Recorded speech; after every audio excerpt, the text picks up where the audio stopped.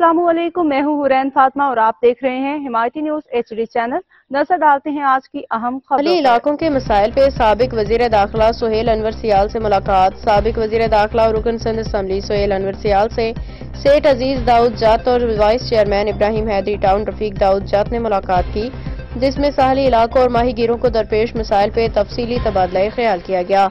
मुलाकात के दौरान माही गिरों को दरपेश मुश्किलात, साहली तरक्की, रोजगार के मौके और बुनियादी सहूलियात की फराहमी पे गुफ्तगू हुई।